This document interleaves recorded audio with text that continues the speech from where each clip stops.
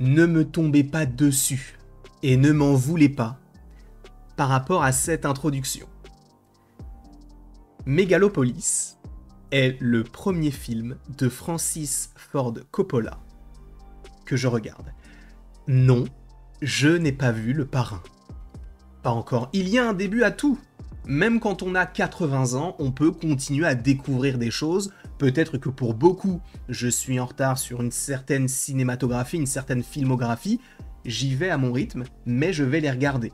D'accord ? Je tiens à le préciser, donc il n'y aura pas de comparaison, de comparatif à avoir par rapport à tout ce qu'il a fait auparavant, de se dire « Ah, mais ce plan-là, en fait, il fait référence à un plan qu'on avait dans tel ou tel ou tel film. » Je n'ai pas ces références-là. Je me porte actuellement qu'en tant que simple spectateur d'un film qui a été attiré par la bande-annonce et aussi par le casting. Parce que oui, il faut parler du casting de ce film Megalopolis avant tout. Adam Driver, qui est un acteur que j'adore, mais qui aussi, de temps en temps, entre un très bon projet où il ressort, et du moins bon. Hein. Bien sûr, là, récemment, il a tourné un film, enfin, un film est sorti, je crois, l'année dernière, où il était où il affrontait des monstres. Bon, il n'a pas forcément joué dans les meilleurs Star Wars, mais A Marriage Story, pour moi, c'est sa meilleure prestation. Je vous inviterai à aller voir le film par ailleurs, avec Scarlett Johansson. Mais, en plus d'Adam Driver, vous le voyez, il y a pléthore de noms. Giancarlo Esposito, qu'on ne présente plus, l'homme qui est partout. Cette année, il était dans Maxine. Il était dans le film là avec Abigail, la danseuse vampire. Et là, il est à nouveau dans Megalopolis et il sera dans Captain America Brave New World. Il est partout, évidemment, sans parler de son rôle dans Breaking Bad. Mais, donc, on le retrouve ici, on retrouve également Aubrey Plaza, pour ceux qui connaissent un petit peu l'univers Marvel, eh bien, sachez que c'est Rio Vidal dans Agatha All Along.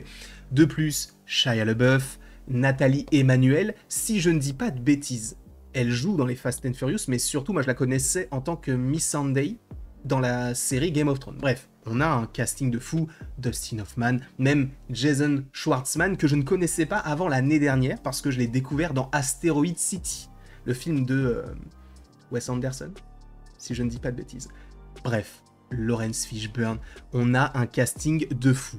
Mais est-ce qu'un casting suffit pour avoir un film assez bon ? Pas forcément.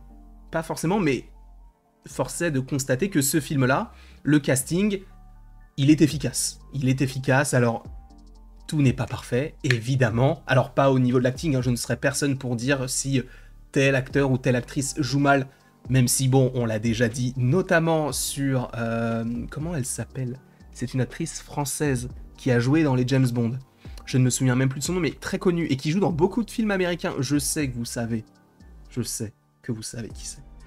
Mais en tout cas, j'ai beaucoup aimé le casting. En revanche, tout n'est pas parfait dans ce film-là. Et c'est vrai que j'entendais des gens qui en parlaient lorsque je suis sorti de la salle. Il faut peut-être le voir une deuxième fois pour tout assimiler. Parce que c'est beaucoup de choses. Alors, peut-être que sur certains aspects, alors peut-être que beaucoup de gens ne sont pas forcément d'accord avec moi, mais j'ai l'impression qu'on va assez loin pour avoir en vérité un scénario qui n'est pas très original. Une sorte de relation amoureuse qui n'est pas possible parce que, tiraillé entre deux camps, ce sont des choses qu'on a déjà vues. De toute manière, on a quasiment tout déjà vu. Évidemment, dans telle ou telle chose, on récupère telle ou telle chose pour son projet. Mais en même temps, ce film-là, il n'a pas été conçu hier. Sachez que Francis Ford Coppola, il n'a pas fait de film depuis 15 ans. Et il revient avec celui-ci qui, je pense, pourrait être son dernier film. Donc on commence à regarder la filmographie de Francis Ford Coppola avec le dernier qu'il va proposer, supposément. Encore une fois, je ne sais pas s'il est prévu pour lui certains autres projets. Mais, en tout cas, il a bossé pendant près de 40 ans sur ce péplum. Parce que oui, en soi, c'est un péplum. J'ai bien aimé, mais il faut s'accrocher. C'est-à-dire que c'est assez compliqué. Des fois, tu ne comprends pas forcément prise de risque entre guillemets qui est prise sur certains plans. Alors des fois tu comprends, notamment sur ce plan resserré où on va couper tout le plan pour n'en faire qu'un rond, comme si on était dans un trou de serrure, pour nous faire comprendre qu'en fait on est dans la tête de la personne qui regarde. C'est assez méta, on va dire, ce film là. Des fois on a des regards caméra, des fois on va juste parler pour évoquer quelque chose, pour parler directement au spectateur, pour nous expliquer certaines choses, mais sans vraiment nous regarder, juste en disant bah voilà, il se passe ça pour le personnage. C'est intéressant, la manière de faire est particulière, j'ai l'impression en fait qu'il a mélangé beaucoup de choses pour avoir un film assez complexe qui en réalité ne raconte pas quelque chose de très, je ne dirais pas travaillé parce que c'est vraiment travaillé, mais de très complexe. Le vocabulaire du bonhomme n'est pas présent, je vous le dis tout de suite, hein. Si vous étiez là à avoir des allitérations, des assonances, des métaphores, ce n'est pas ici. Je vous le dis, ce n'est pas ici, ok?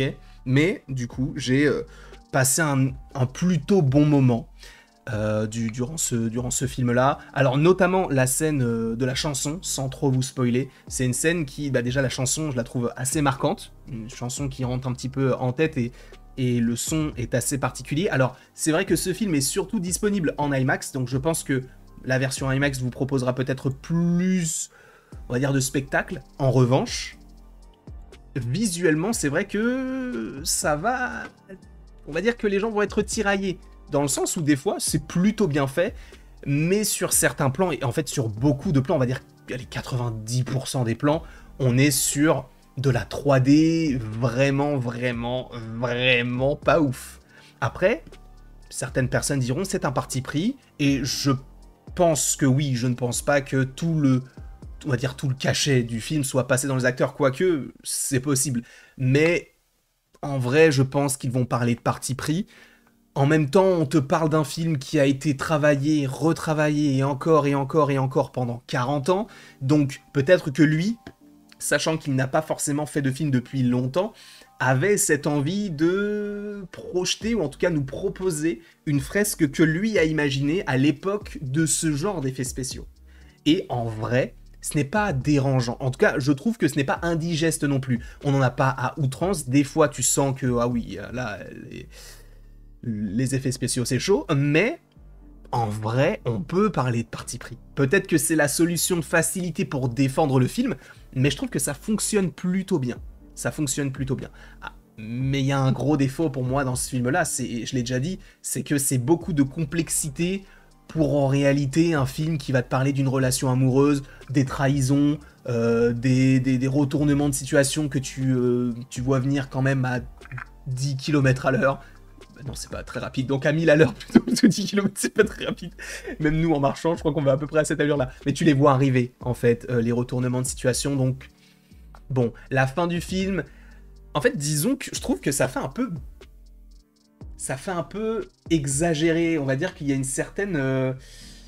pas surexposition non plus dans la manière de filmer, dans la mise en scène, mais tu sens que sur beaucoup de choses, on est dans l'exagération. On est dans le trop. Alors peut-être que c'était pour signer un petit peu... Voilà tout ce que je pouvais faire dans ma filmographie. Voilà ma dernière œuvre, mon dernier film. Et maintenant, on tire le rideau. Il y a beaucoup de films que vous pouvez aller voir de ma filmographie qui ne ressemblent pas du tout à ça. Mais celui-ci, j'ai mis tout ce que je pouvais dedans. Je travaille dessus depuis longtemps.